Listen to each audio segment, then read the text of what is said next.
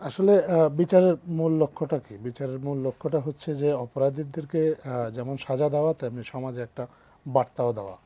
এর আগে আমরা দেখেছি, আমি নিজে সাংবাদিকতা করতে গিয়ে দেখেছি যে এই ধর্ষণের ক্ষেত্রে আমরা দেখেছি যে মাত্র 3% ধর্ষণের যে মামলাগুলো হয় মাত্র 3% ক্ষেত্রে সাজা হয়, 97% ক্ষেত্রে আসলে সাজা হয় না। অনেকগুলো মিথ্যা অভিযোগ আসে, অনেক ক্ষেত্রে পুলিশি তদন্তগুলো সঠিক হয় না, বা অনেক ধর্ষক যারা আছেন তারা রাজনৈতিকভাবে প্রভাবশালী বা ক্ষমতাশালী, তারা তাদের ক্ষমতা প্রয়োগ করে বা ক্ষমতার অপব্যবহার করে নানাভাবে নানা এই শাস্তি এড়িয়ে যায়। তো এইরকম যখন সিচুয়েশন থাকে তখন আসলে এর আগের সরকারও আপনি দেখবেন যে ধর্ষণের জন্য, ধর্ষণ বিরোধী কিন্তু অনেকগুলো আন্দোলন গত কয়েক বছরে হয়েছে। মানুষ এত সীমাবদ্ধতার মধ্যেও কিন্তু মানুষ রাস্তায় নেমে এসেছিল। তারা নুসরাতের ক্ষেত্রে আপনারা দেখেছেন, নুসরাতের হত্যাকাণ্ডের পরে মানুষ ফুঁসে উঠেছিল, রাস্তায় নেমে এসেছিল। তারপরে ধর্ষণের জন্য মৃত্যুদণ্ড ধর্ষণের শাস্তি হিসেবে রাখা হয়েছিল। কিছু কিছু ক্ষেত্রে আমরা দেখেছি যে আপনি ধর্ষকের লাশ পাওয়া গিয়েছে, আপনি দেখবেন যে তার মৃতদেহ পাওয়া গেছে রাস্তায়, সেখানে চিরকুট লেখা ছিল আমি ধর্ষক, এক্সট্রা জুডিশিয়াল কিলিং। তো একটা অপরাধের প্রতিকার তো আরেকটা অপরাধ দিয়ে আসলে হতে পারে না। আর আইন করে শুধুমাত্র মৃত্যুদণ্ড দিয়ে দিলেই আপনার এই কোনো সমাজের অপরাধটাও কমে আসে না।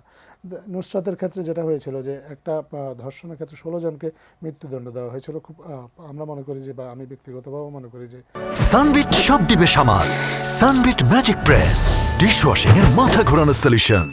এইটা 16 জনকে মৃত্যুদণ্ড দিয়ে একটা পপুলিস্ট ডিসিশন হয়তো নেওয়া হয়েছিল, কিন্তু 16 জনের এই মৃত্যুদণ্ডের পরেও তো ধর্ষণ আসলে কমেনি, বা এই 16 জনের মৃত্যুদণ্ডও কিন্তু এখনও কার্যকর করা যায়নি। এই জন্য আসলে বর্তমান অন্তর্বর্তীকালীন সরকার যেটা মনে করে যে সেটা হলো যে আইনকে মেনে, যে আইনটা আছে এই আইনটাকে মেনে যথার্থ বিচার, যেটা একেবারেই যথার্থ, অপরাধী যে অপরাধের যে শাস্তি আইন দ্বারা নির্ধারিত হয়েছে তার জন্য সেই শাস্তিটা যদি নিশ্চিত করা যায়, শুধু এই একটা ধর্ষণের ক্ষেত্রে না, যতগুলো ধর্ষণ হয়েছে বা যতগুলো নারী নির্যাতনের ঘটনা ঘটেছে যেগুলো, সেগুলা যাতে সেগুলার যদি প্রতিকার নিশ্চিত করা যায় তাহলে সমাজে অপরাধীরা একটা বার্তা পাবে। এবং সেটার লক্ষ্যে আপনার আমাদের এই পুরনো প্রসঙ্গে একটু ফিরে আসতে হচ্ছে যে সংস্কারের কথা আমরা বলছি, যে পুলিশের সংস্কার, প্রশাসনের সংস্কার, আপনার বিচার বিভাগের সংস্কার, এই সংস্কারগুলোও কিন্তু এই যে আইনের শাসন প্রতিষ্ঠা করার ক্ষেত্রে আমি মনে করি যে, বা আমরা অন্তর্বর্তীকালীন সরকারও মনে করে যে খুবই প্রয়োজনীয়। কারণ এই সংস্কারগুলো যদি করা যায় আইনের শাসন প্রতিষ্ঠার ক্ষেত্রে, আসলে আরও আমি বলি যে আইনের শাসন প্রতিষ্ঠার সম্ভাবনাটা আরও অনেক বেড়ে যাবে।